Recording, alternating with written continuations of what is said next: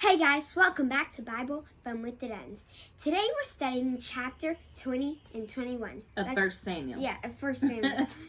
Let's get started. Okay, so we're picking up where we left off yesterday, where David ran off to Naioth. Mm-hmm. With Samuel. Mm-hmm. And so we're gonna just pick up where we left off. Okay, so David and Saul, things aren't really working out the best. No, they are not. So, Jonathan wants David to come back home, and David's like, I don't know if you've noticed, but your dad wants to kill me.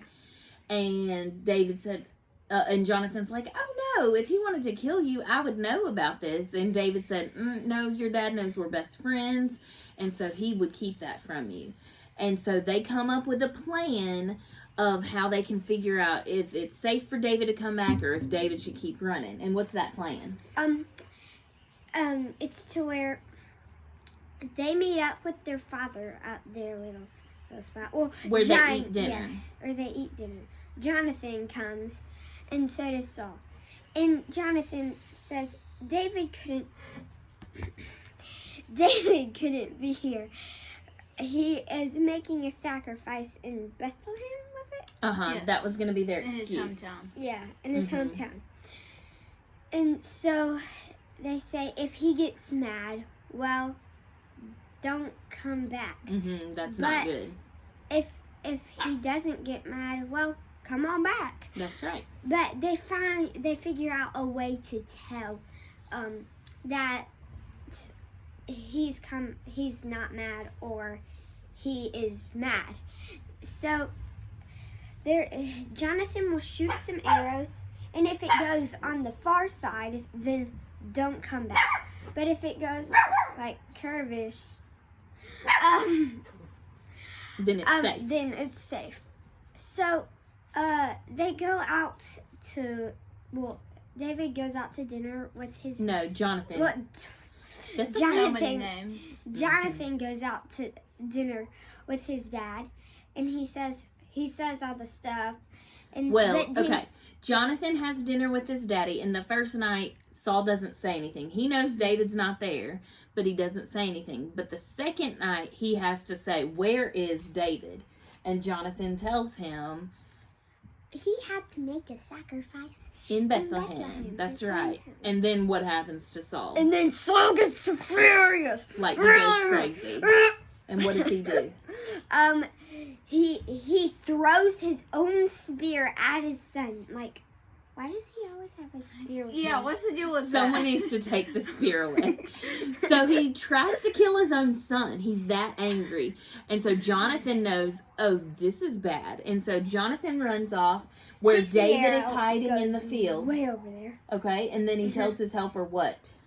Go get the arrow. It's way beyond you, which was the word. Beyond. Yeah, they had code words. That was his code word to leave. And not only does Jonathan say, it's beyond you, but he says, hurry, be quick, and do not stay. And so then he is really sad because he's going to have to say bye to his friend. So he gets his helper to take his stuff back home. He says, here's all my equipment. Take it back to the house. And so when the servant leaves, the servant's clueless about what's going on. He runs up to Jonathan, and they say goodbye to each other. And they're super sad, and they're crying all over each other. And they're making promises that their kids are going to be best friends forever, that they are really good friends. And so David leaves, and that takes us to chapter 21, which begins a lot of David's journeys running off. Okay, so they get to David. He gets to this place. Nob. He gets to Nob, and the person at Ahimelech is the priest there. Ahimelech. He says, "Is this David? He looks a lot like him." And then David tries to act all crazy. No, this at Nob, he knows it's David. And David's like, I'm here on top secret work for the king. So don't say anything. And David needs to survive now. And so he asks Ahimelech, do you have any food? Do you have any weapons? And what happens? He says, I only have the weapon that you got from killing Goliath. He has his That sword. seems like a big deal. And what about food? Oh, yes, he has bread. He only has holy bread. Holy bread. That's meant to be at the tabernacle, which they replace every few days, and the priest can eat that. And so David said that's fine. And so David gets this holy bread, and then he gets Goliath's sword, and then he continues to go on, and he gets to Gath, which, if you remember, Gath is where Goliath is from. And David meets the king Achish at Gath. And he's like scared because he's like, is this David? And then he's like, well, I don't want to die. So then he just acts crazy. He starts coloring on the walls and Like a little kid. And drooling. yeah, and drooling. But he's doing it to protect himself. Yes. He knows maybe this guy doesn't want the best for me. So, John, what was your takeaway from today? My takeaway was I liked how Jonathan is always with David, and they're always going to be friends, and Jonathan cares for David a whole lot. I like that. What about you, Jax? So I like how this story covers a few of the same points that the story of Joseph does, that we read back then. And so it covers how God always has a plan for his people.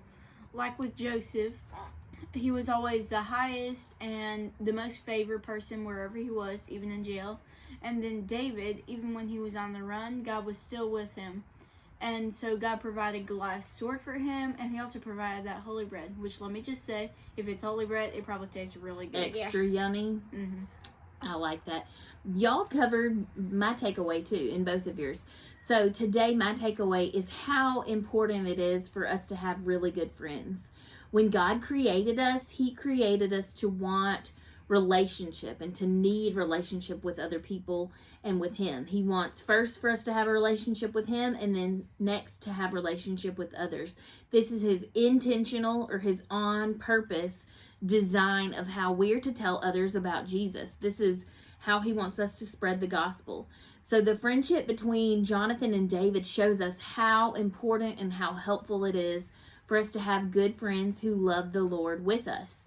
Their friendship is helpful to David in lots of different ways. David doesn't feel so alone when he's going through hard times. His friend helps him in that. It's helpful to David in that Jonathan's looking out for him. Jonathan literally is saving his life in this story today. And their friendship is helpful to David to help him fulfill what God has called him to do.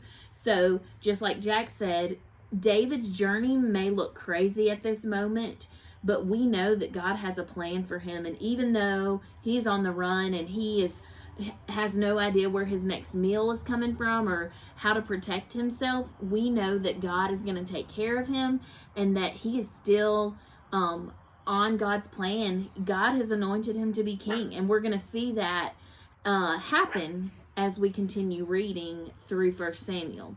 So just today, some things to think about. Do you have good friends in your life? It is so important for us to find good friends. We need all kinds of friends. We need friends in our lives that we can tell about Jesus and help them to know who he is. But we also need friends who can tell us about Jesus and help us to know who he is. So even if you're saved, you still need those people in your life to remind you that God is at work and moving in and around you. So let's pray and let's ask God to help us find those kinds of friends and help us to be that kind of friend to others. Thanks for joining us today. See y'all.